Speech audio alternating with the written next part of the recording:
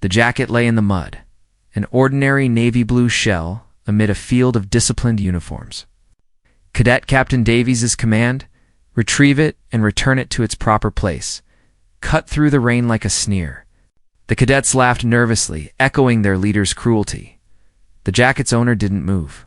Her calm, almost eerie composure unnerved Davies. She was a civilian observer from the Department of Defense, Fridge height, gray at the temples, hair in a tight bun. To Davies, she looked like a bureaucrat, not worth his respect.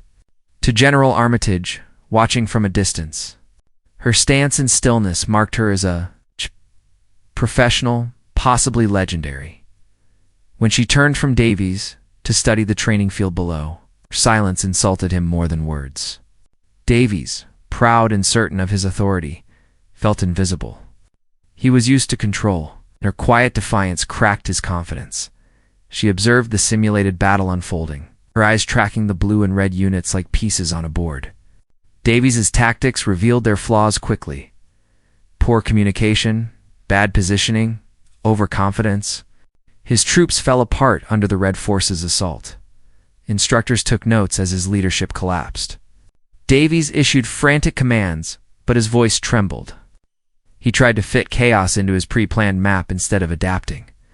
His team shouted over one another until the simulation turned into a disaster. Through it all, the woman Vance stood still, hands clasped behind her back, reading the rhythm of the chaos. When she finally stepped forward, every movement was deliberate. She approached the tactical map, took a red pencil, and with 3 precise strokes redrew the entire strategy. Using the land's natural contours for cover and positioning, then she quietly gave orders to 3 cadets. You lead through the stream. Observation from that ridge? You'll neutralize the machine gun. Each direction was crisp, minimal, exact. The cadets obeyed without question. Within minutes, the radio reported success, objective neutralized. Wounded reached. In under half a minute, she had reversed the battle. The drill was saved on to one. Davies stood frozen, realizing how completely she'd seen what he'd missed. General Armitage emerged from the trees. Every cadet snapped to attention, but his eyes were only for Vance. He stopped before her and saluted sharply. "General Vance," he said, his voice low, but carrying. "My apologies, ma'am. I wasn't informed you'd be observing today." The revelation spread like shock through the ranks. The woman Davies had mocked was not a bureaucrat, but a 4-star general retired, decorated and legendary. Armitage's words were cutting. "You may not recognize her," he told the cadets, "because her missions are classified above your clearance." She created Task Force Phoenix. "The tactics you study? She wrote them in the deserts of Kandahar and the mountains of the Hindu Kush." He turned on Davies. "She is a living legend. And you threw her jacket in the mud." The cadets stood motionless as the truth sank in the measure of real power is silent, disciplined, and earned. The field stayed silent except for rain sliding off helmets. No punishment came, only the crushing weight of realization. The story spread through the academy like a shockwave. Within hours it became legend.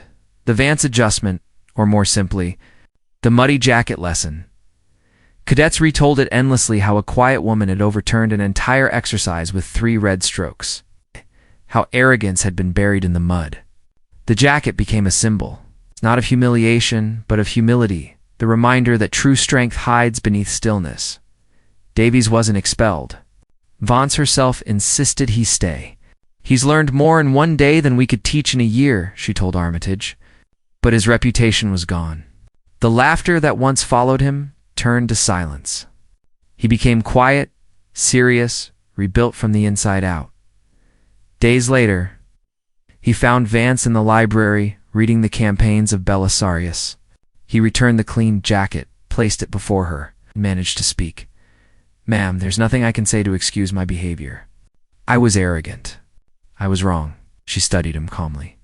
"You acted on incomplete intelligence," she said. "In war, that costs lives. Learn from it." Then she gestured to the seat beside her. "Sit down." For an hour, she taught him not about strategy, but about perception, how to read the ground. how to see reality as it is, not as he wished it to be. It was his first real lesson in leadership. Soon after, she disappeared from the academy as quietly as she had arrived. She left no report, no ceremony, just a mark on every soul who'd seen her.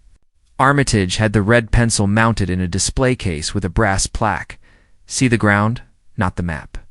The battlefield yields only to competence. Advanced Drill Zone 4 became Vance's observation point. Every new cadet trained there, reminded that command isn't noise or pride, it's clarity, humility, and mastery.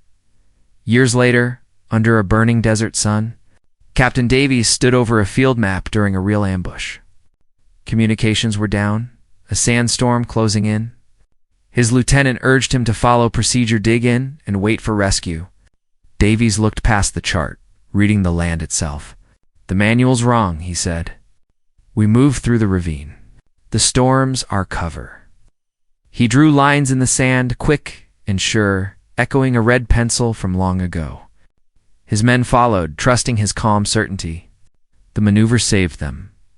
Afterward, Davies told his lieutenant a story about a muddy jacket, a general in disguise, and the difference between seeing the display and seeing the earth. Back at West Point, instructors still told the tale. It wasn't about punishment, but transformation, how pride blinds, and how quiet understanding wins. The Vance lesson became a creed. Be observant. Be capable. Let your actions speak. Vance never returned, but her presence endured in every leader who learned to see clearly, think humbly, and act decisively. The jacket stayed with Davies, folded in clean, a reminder that the real uniform of command isn't cloth or insignia, but character. True strength, he'd learned, doesn't need to be seen. It only needs to be known.